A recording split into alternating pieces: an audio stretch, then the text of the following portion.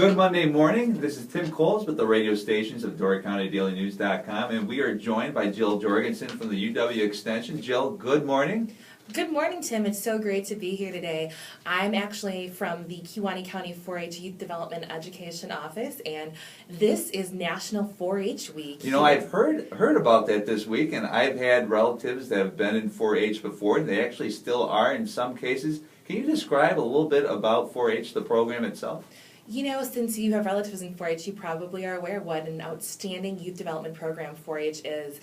4-H is such a great organization for building life skills among our youth. That is the hallmark of the 4-H program. You know, a lot of times you'll come to the county fair and you'll see individuals who are showing their animals, showing their arts and crafts, showing their projects that they've worked on throughout the year. But the big thing that we're looking to walk away from 4-H is building these life skills. So what are youth going to be able to use now and for the rest of their life? How are they going to effectively and most be part of your community? And it's really important to understand that the skills that they're gaining today are going to come back to be part of your community today, right now, and for their future. So some of those life skills are responsibility, communication, teamwork, really working together to plan and organize events. These youth are in your community, they're looking to make a difference, and the big thing right now is youth want people to know that they have a voice. They're not just in your community, but they're part of your community, and they hope that you're aware that they can make a difference where they're living right now. Now, there's been a transition. I've noticed that it's not just kids that live on the farm. They're showing pigs and cows and all that other stuff. They're from suburban communities. They're from urban communities. Have you seen that in Kewaunee County at all? Absolutely, Tim. You know, one of the things that we say is that 4-H is for all kids. 4-H isn't just for kids from a certain subset of America. They're kids that are in rural settings, on farms. They're kids who are living in our smaller town communities, and they're kids who are living in big metropolitan cities like Madison and Milwaukee, and that is true in Kewaunee County.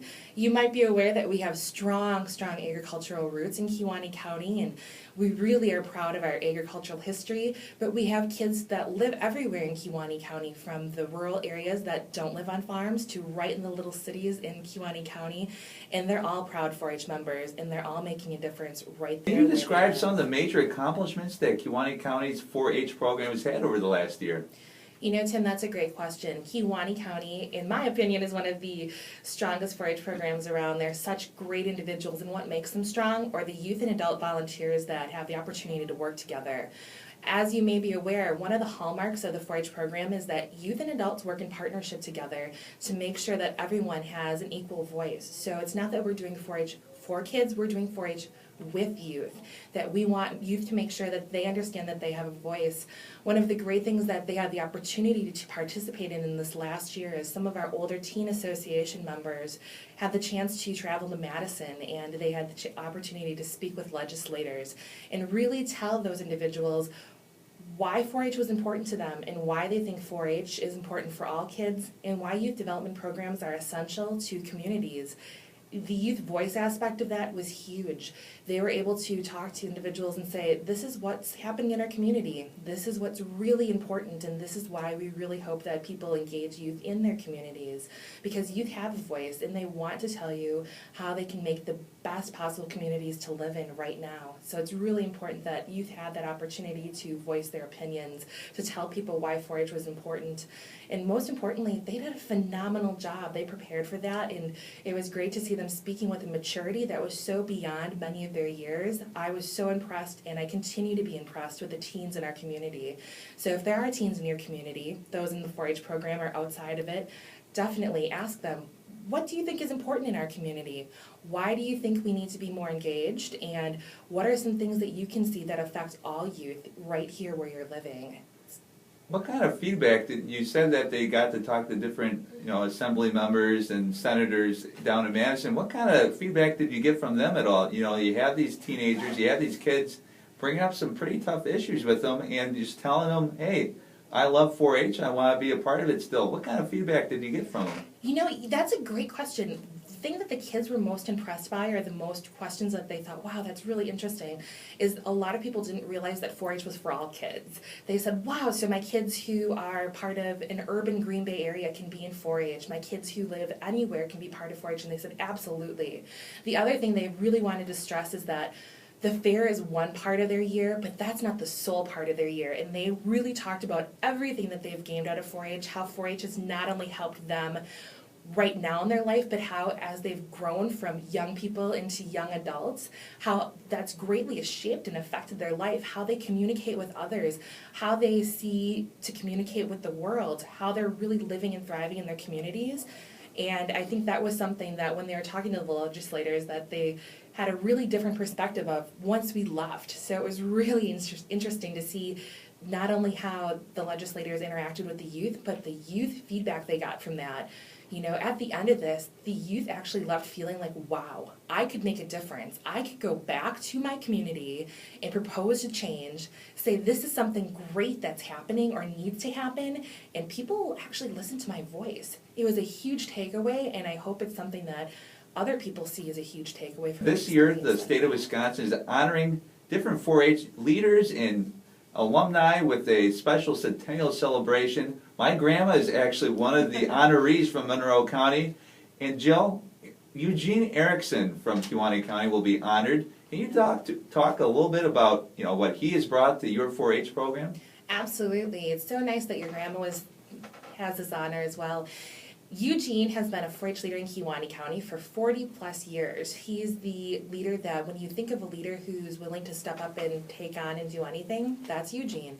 He's always willing to help individuals. He's willing to talk to others. He's always willing to make sure that 4-H youth know that there's somebody there supporting them. And a lot of times you'll see him driving the bus to and from events, but he's been a chaperone at everything from Camp Bird. He's worked at the Teen Association. He's the person that if you ever need someone to be there and someone to help out, he will lend a helping hand, and he does it all for the youth.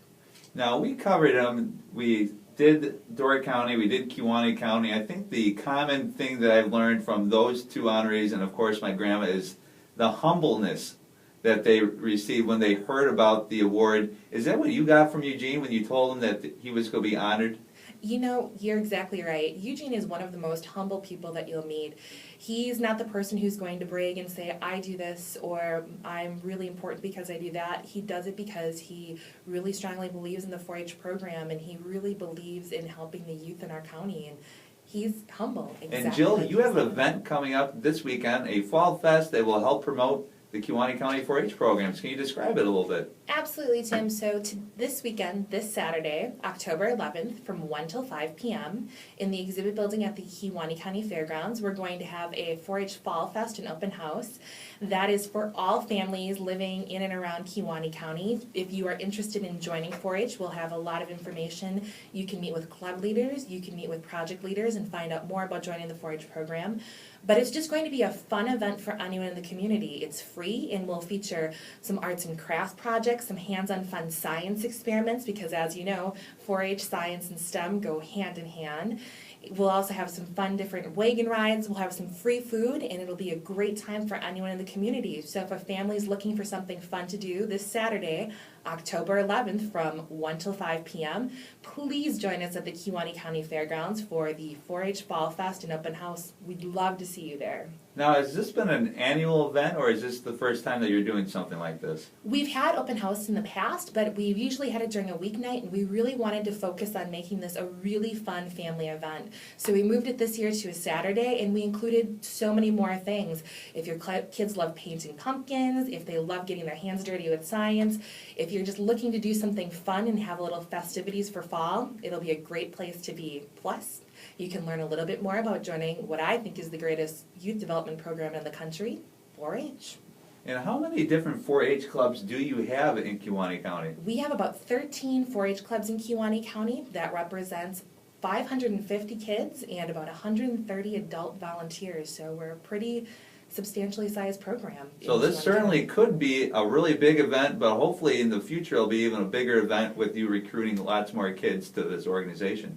Absolutely. I think that's a great point. You know, we'd love for anyone to come and join our 4-H family.